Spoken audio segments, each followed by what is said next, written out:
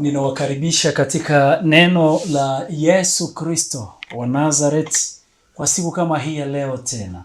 Mko pamoja na mtumishi wenu Apostle Emmanuel Manirakiza, kiongozi wa kanisa huru la Kilutheri hapa nchini Burundi. Ninawakaribisha katika jina la Yesu kwa neno nzuri kama hili.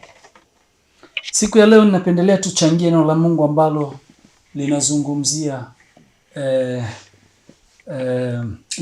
linalopatikana katika kitabu cha Mwanzo sura ya 15 mstari wa 13.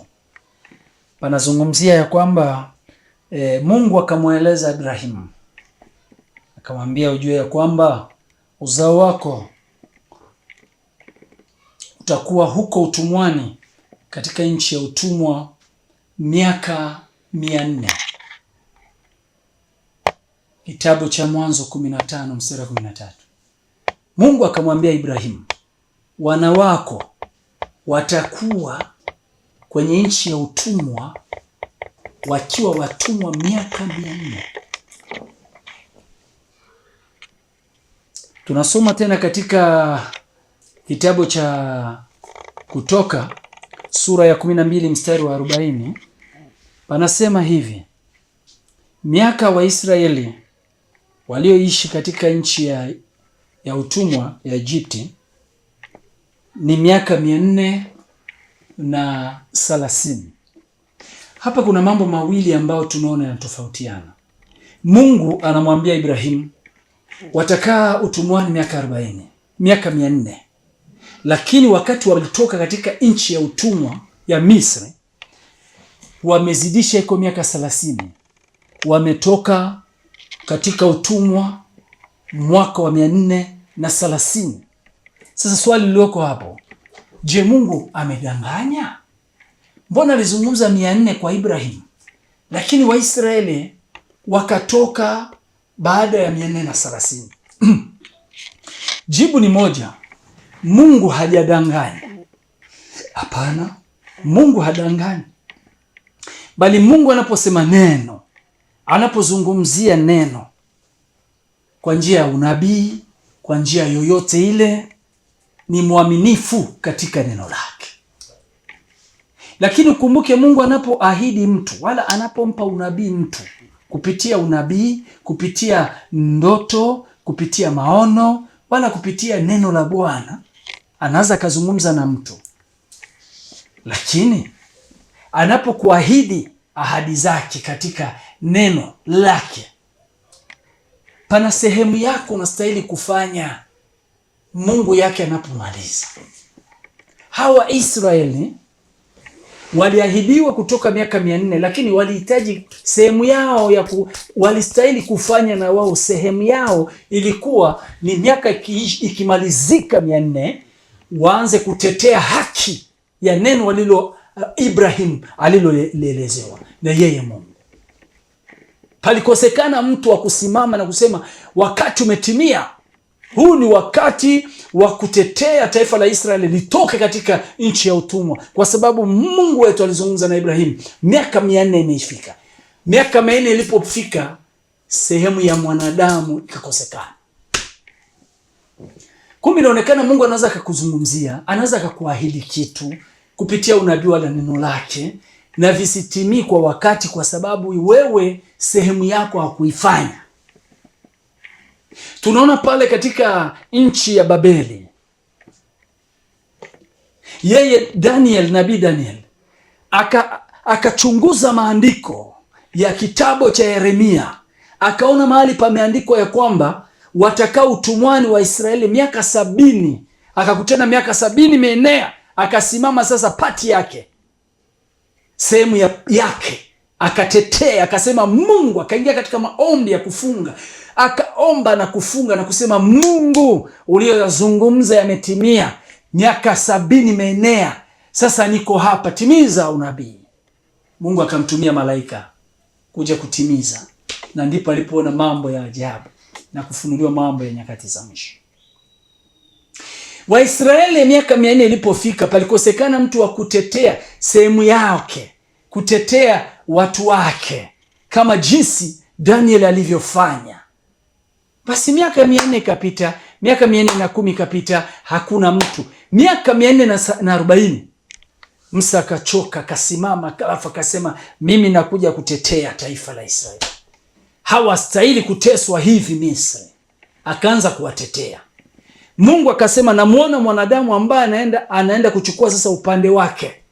Sasa na mimi nataka nitimize neno langu. Akamkuta penye amekimbilia baada ya kutetea taifa, watu wake pale Misri. Akamkuta huko porini huko. Akazungumza naye kwenye mlima Sinai. Akasema naye, akamtuma sasa, akasema, nakutuma, nenda, nimekuona mtu ambaye tutatumika pamoja. Ndipo waliokolewa, walitoka pale miaka 430 wakatoka kutoka katika nchi ya unabii ya utumwa. Walitoka kwa sababu gani? Kwa sababu Musa alipatikana. Kumbe inaonekana na Musa asingepatikana hata vingeendelea tu, kwa sababu pati ya Mungu ikiisha, mwanadamu ndio anakuja kutimiza. Hata nikupe pesa huko na njaa, nikizitia mfukoni, usipofanya pati yako ya kwenda kuchukua hatua kwenda hotelini, uende ule kwenye restaurant, utakufa na ukiwa na hela nimekupa. Neno la Bwana likija juu yako na lizungumza na wewe jambo moja wala lingine, panahitajika pati yako kulitia na nafasi. Kama Mungu alikuambia wewe, nitakufanya mchungaji, nitakupa kanisa kubwa, utaongoza kanisa, yes, vizuri sana. Lakini chenye kinahitajika nini? Pati yako wewe. Kama uifanyi huu unabii, utaishia huko tu. Pati yako ni nini? Jifunze Biblia, elewa maandiko, ili Mungu aweze kukupa kanisa uliongoze. Wakati wote utakuwa hujasoma Biblia, hauelewi Biblia, haujajua maandiko, kichwa chako kina vesi moja tu, unabii hauwezi ukatimilika, kwa sababu Mungu hampatii mjinga uongozi wa kanisa.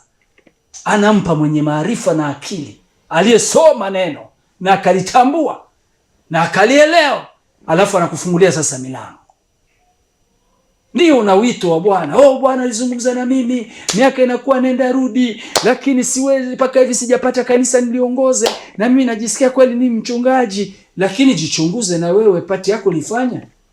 Una vesi ngapi kichwani? Unafahamu vitabu vingapi Biblia? Sasa Mungu wewe pati yako, soma Biblia. Tafuta jinsi ya kusoma Biblia.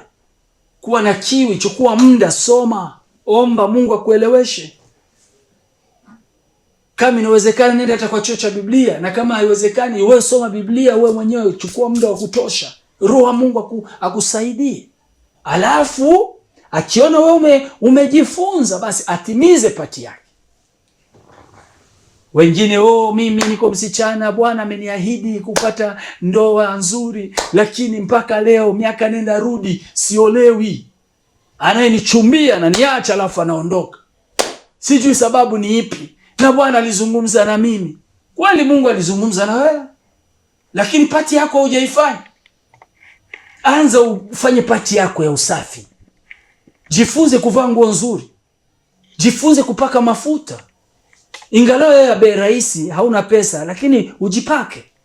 Kuoga mara 3 kwa siku. Vaa nguo yako nzuri. Jiheshimu, pita barabarani.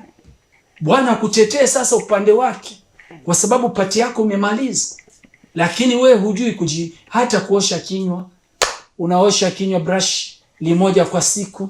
Jioni unakuja kuonana na mtu, meno yamejaa mafuta, hujioshi kinywani. Nguo yako nguo ya maajabu ajabu, haifuliwi. Kwa sababu haukogi vizuri. Unakoga limoja kwa siku, ukikoga limoja asubuhi eti imetosha. Kuja kuonana na mtu jioni, unanuka jasho. Na nafasi ya kuwa na rehe nzuri, unakuwa na rehe mbaya. Unaziwia mpango wa Mungu wewe.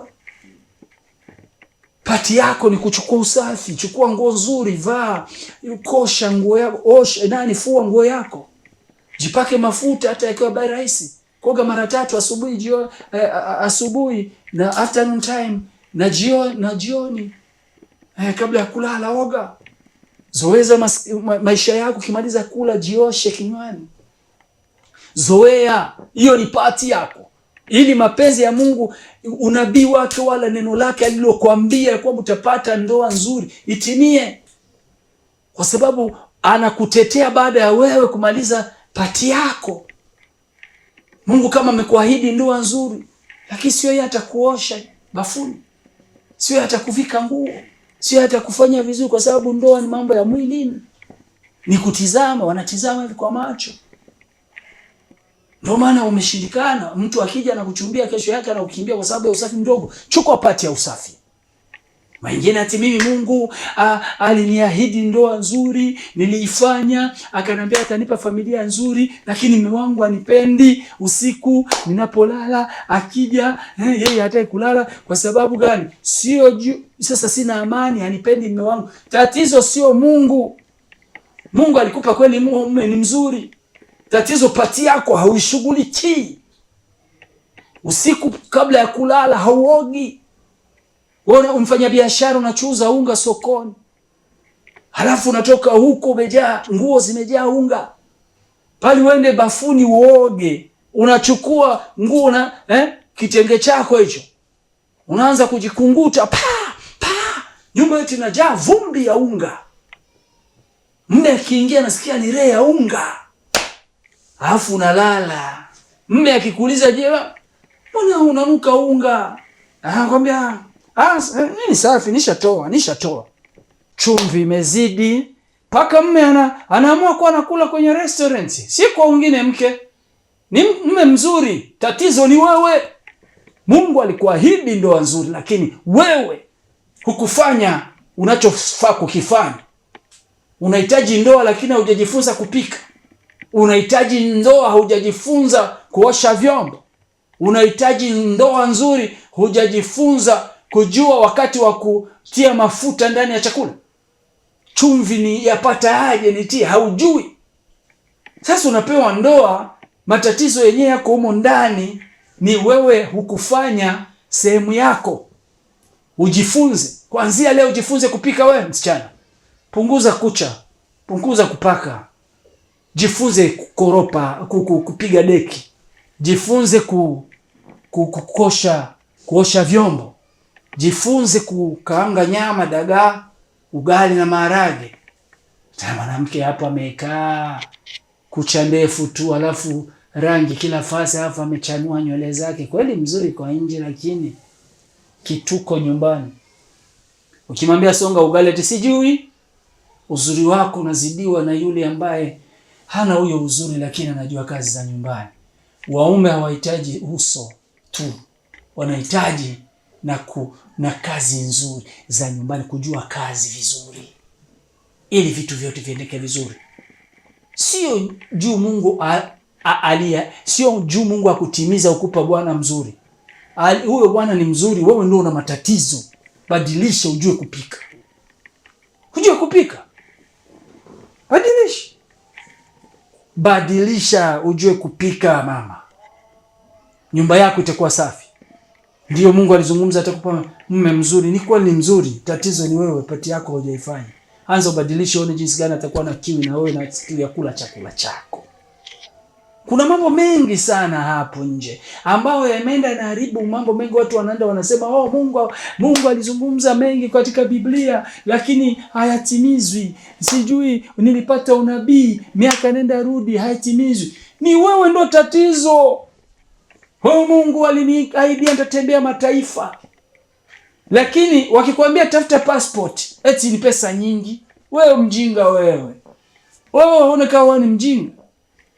Kwani Mungu atakubeba mataifa huna passport? Kwani Mungu ndo atakuja kutafutia pale akupe passport mfukoni? Hiyo ni pati yako wewe kuifanyia kazi. Tafuta, nenda utafute passport ukae nayo. Alafu ukipata invitation letter, nenda kuomba visa. Alafu akutetee. Kwa sababu shazungumza nitakubeba mataifa. Lakini pati yako niifanya. Maana vimekawia na havifanyiki kwa sababu mpaka sasa hauna passport. tafuta passport. Alafu Mungu na yeye afanye pati yake, atimize aliyozungumza ajili yako. Oh, Mungu aliniahidi gari, nitapata gari, nitatembeza gari siku moja. Kwa kweli nina ahadi ya Mungu, lakini tatizo nakuwa na miaka, mimi niendelee tutembea na miguu. Jamani, Mungu mbona atimizi? Mungu alishagatimiza. Pati yako njoo bado. Walikuahidia gari ndio, lakini tatizo unayo wewe. Mpaka sasa hujajifunza gari, mpaka sasa hujapata permit, hauna nayo. Sasa wewe unataka Mungu akupe gari yenyewe itakuua. Wewe Mungu akupe gari yenyewe utatembeza, haujui gari, alafu uende kule, si utakufa? Nenda ujifunze gari, tafuta permit, alafu uone chenye Mungu atakufanyia. Mungu hufanye vitu katika hesabu. Hata alikuahidi yeye anatimiza pati yake, alafu yako wewe. Waisraeli walizidisha miaka 30 na Mungu alikuwa aliwaahidi watatoka miaka 400, lakini lizidi yako 30 kwa sababu alikosekana mtu kama Musa asimame atetee haki. Simama utetee haki, pati yako. Jifunze, itakusaidia. Wengine Mungu aliniahidi kazi nzuri, nitakuwa lakini kila siku unalala asubuhi mpaka usiku uko chumbani. Hautembei pale downtown. Hii huko ndio kwenye utapata kukutana na watu wakwambie pale panahitaji watumishi, pale pana kazi zinapatikana, pale pana kazi nzuri. Wako wanaomba watu waombe kazi pale. Ili tunachukua faili zako ubebe pale, alafu Mungu akupeleke kazi. Kiweni kulala tu. Alafu unasema Mungu aliniahidi, lakini mpaka sasa. Utalinda unafariki. Mpaka ufariki. Hutaona kilichotokea kama wewe ukubali kutumia pati yako.